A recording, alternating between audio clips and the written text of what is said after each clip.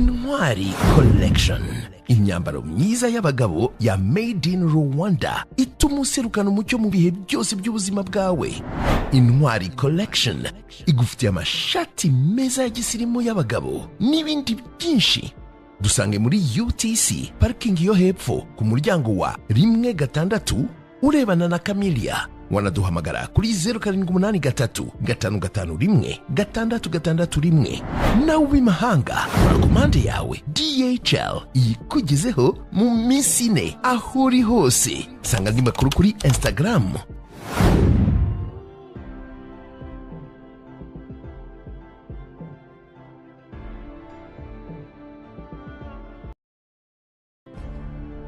Uyu witwa ngo ni Papa Leo 14. Uyu niwe Papa yerutse gutorwa watangiye imirimo ye ku itariki 8 z'uku kwezi turimo kwezi kwa gatanu. Uyu mugabo akimara kujya ku buyobozi cyangwa se kwitwa ngo niwe uhagarariye Kiliziya, niwe Papa mushya ugezweho yakoze ikintu kimeze nk'igitangaza. Uyu Papa Leo 14 akimara kugera ku buyobozi hari ku itariki 8 z'ukwezi kwa gatanu, akimara gutorwa byitwa ngo umugabo yatangiye inshingano zo kuba Papa. Yahise akora ibintu abantu bose bakomeje kwibazaho bakavuga ngo uyu mugabo ni ibitangaza azanye, na amavuta se bya bindi njya numva muvuga ngo uriya mukozi w'Imana afite amavuta. Batangiye kwibaza ngo uyu Papa uriho na amavuta, ni ibitangaza bidasanzwe, ni Imana iri kumukoreramo, bigenze biti kuko yakoze ibintu abantu bose muri kano kanya bari kuvuga ngo Papa yakoze ibitangaza. Beri cyane wose uri gufungura hirya no hino ku isi uri kuvuga ngo, cyangwa se ukahita ubona imitwe y'inkuru yose iri kuvuga ngo Papa yakoze igitangaza. No kubera iki? No kubera ko uyu mugabo bita ngo ni Papa Leo 14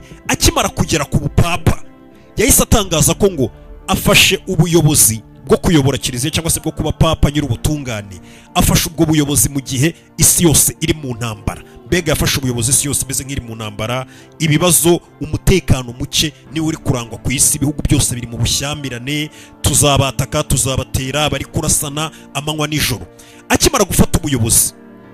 yahise avuga ngo misiyo yanjye ya mbere ngiye gusenga tugarura amahoro ku isi, nkoresha ubushobozi mfite tugarure amahoro ku isi kandi byihuse cyane. Yahise avuga ati ngiye gusengera isi yongere ibona amahoro byihuse cyane. Papa akimara gufata ubuyobozi, urumva yafashe ku itariki 8 ku itariki 9 nibwo yavuze ayo magambo ati ngiye gusengera isi yose yongere ibona amahoro kuko mfashe ubupapa mu gihe isi yose imeze nk'aho iri mu ntambara. Mu minsi mike cyane intambara twabonaga ko ishobora no kuba yabyara intambara y'isi ya gatatu yari yateye amahanga yose ubwoba. Papa akimara kuvuga ayo magambo twagiye tubona ku itariki 12 rwari iminsi nk'itatu yonyine,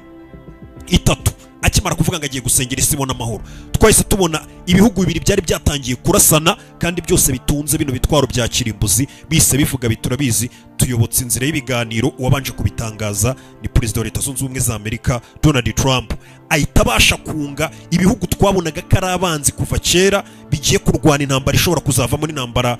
yo gukoresha bino bitwaro bya kirimbuzi. Bira niyo ntambara yari iteye ubwoba ngira ngo twari twabivuzeho ya Pakistan n'Ubuhinde.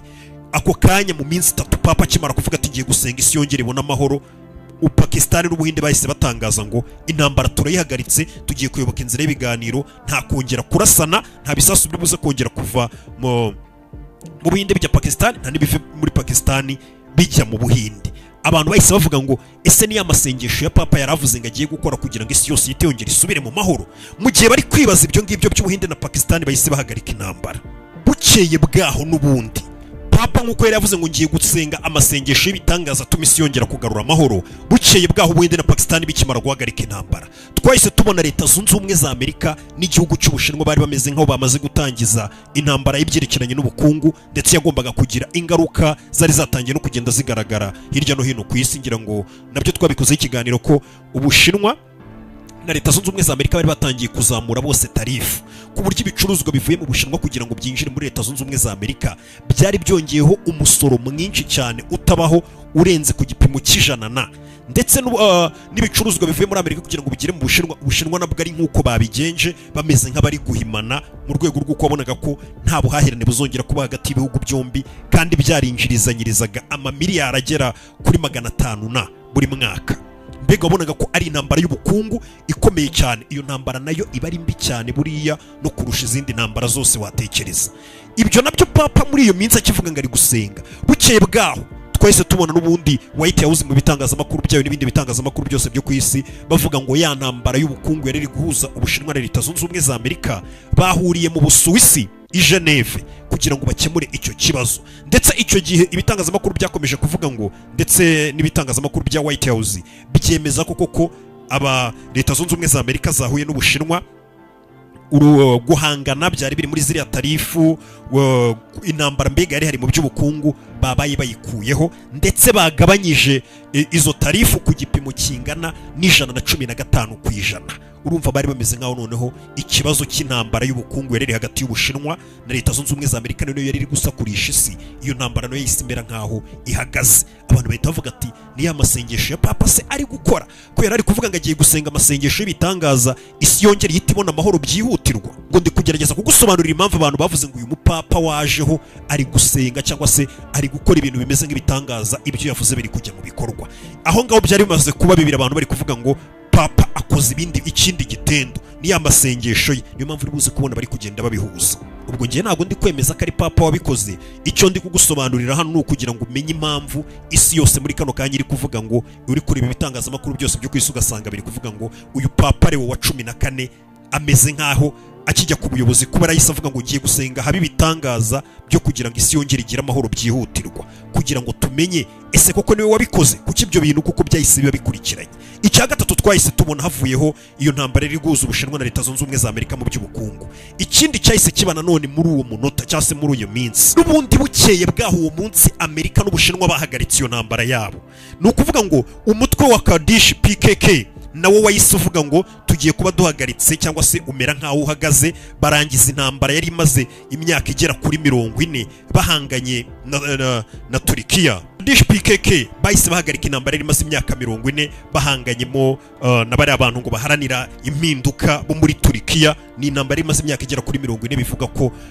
iryo hangana ryakomeje kubaho imyaka yose, ryaje gutuma abagera ku bihumbi 40 bahasiga ubuzima. Nibo babarurwa bari bamaze kwicwa n'izi mpande zombi zari zishyamiranye. Abo nabo bahise basinya amasezerano ku itariki 12 n'ubundi bukeye bwaho na Amerika yamaze kumvikana n'Ubushinwa. Nabo muri Turkiya iyo mitwe yombi bihanganye yari imaze guhora mu ntambara, imaze imyaka myinshi hora mu ntambara, ku buryo babara ko abarenga ibihumbi 40 bari bamaze gupfira muri iryo shyamirana. Nabo bahise basinya amasezerano ko ubwo bushyamirane n'ihangana bihagaze. Abantu baravuga ati se aya ni amasengesho ya papa kiri gukora byihuse gutya mu minsi 3 atangaje ngo ibintu bigiye guhinduka, isi igiye kongera ibona amahoro biciye mu masengesho ye n'uruhare rwe. Ibyo bintu byose byahise biba bikurikirana, ntabwo byagarukiye aho gusa. Cyahise gikurikira cyatangaje abantu noneho n'ubundi bukeye bwaho icyahise kiba, Iran yahuye noneho na Leta Zunze Ubumwe za Amerika. Ngira ngo muzi ukuntu Iran na Leta Zunze Ubumwe za Amerika bitavuga bidacana uwaka n'ihangana rihoraho. Iran yahise ihura na Leta Zunze Ubumwe za Amerika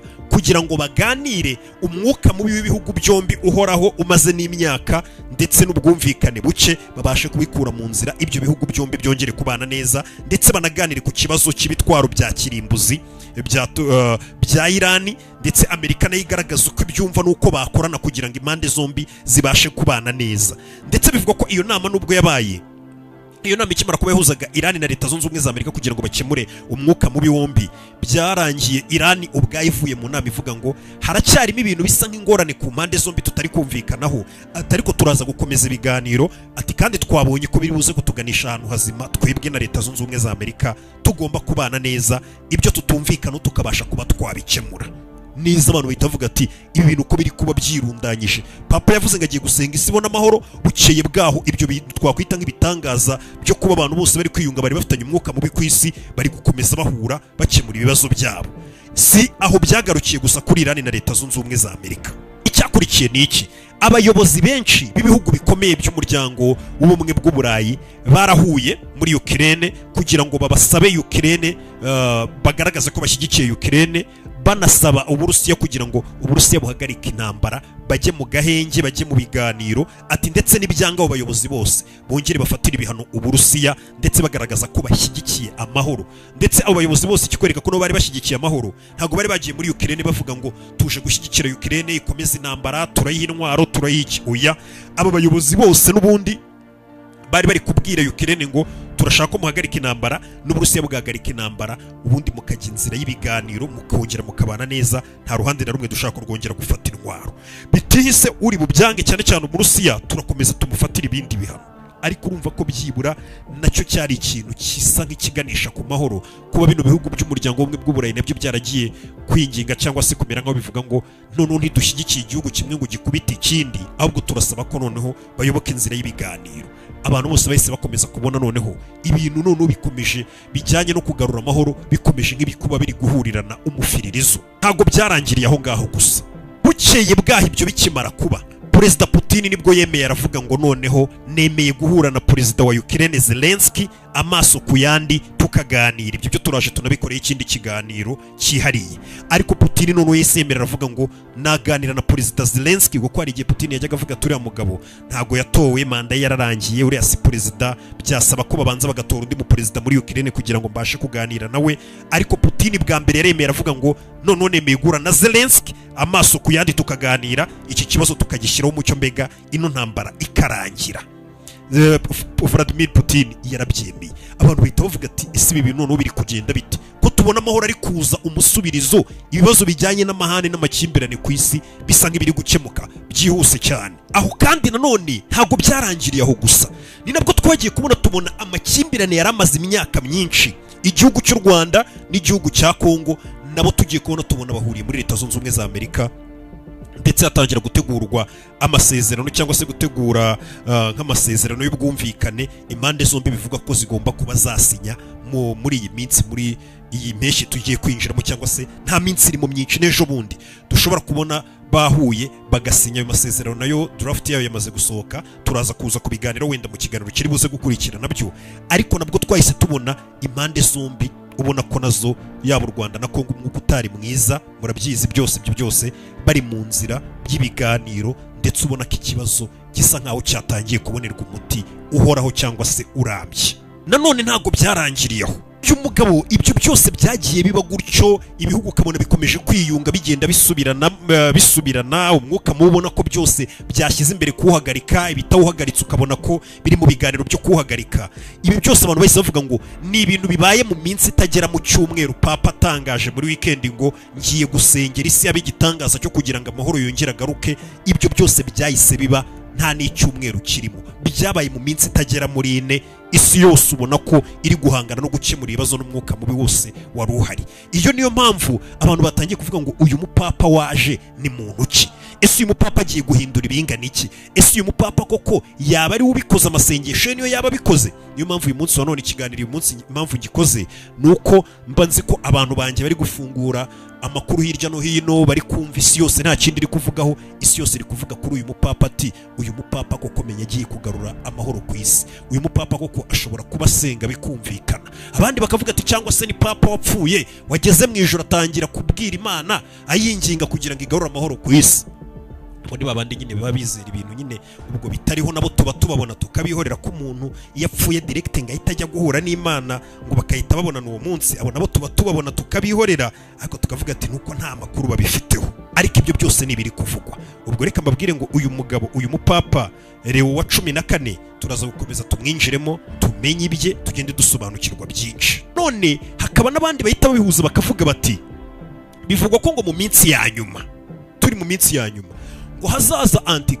antikristo ngo najya kuza ku isi ngo ikintu azakora ni kimwe ngo azasanga isi iri mu kaga isi yarabuze amahoro byarayicanze abantu bashyamiranye antikristo ngo azabanza agarura amahoro ku isi abantu bose bo ku isi babanze bamwizere bavuga ati uyu nguyu niwe muntu wacu niwe muntu twari twarabuze isi yose muyoboke noneho agenda ye azayigaragaze nyuma n'uwakorera gusa papa ntabwo twamugereranya na antikristo ya papa nyine ni umushumba wa kiliziya aho ngaho mba ndi kugerageza kugenda nkumvisha ibintu biba biri kuvugwa hirya no hino kugira ngo tugende tubihuzahuza tuze no kugenda tureba impamvu mwajya muri komenti tukabiganiraho tugahana ibitekerezo ndetse nk'ibutsa komenti ya mbere iba ari link ukandaho ukahita kuri channel yacu ya WhatsApp wamara kuyinjiraho tukahita dutangira kukwereka amwe mu mavideo tuba tutigeze tuzana hano kugira ngo usobanukirwe ibyo tuba turi kuvuga hano ibuka gukora subscribe reka nzi twirebera ibindi biganiro ubwo niyo mpamvu nyine uri kubona papa abantu bose bari kuvuga ngo ari kugarura amahoro ku isi kubera amasengesho ye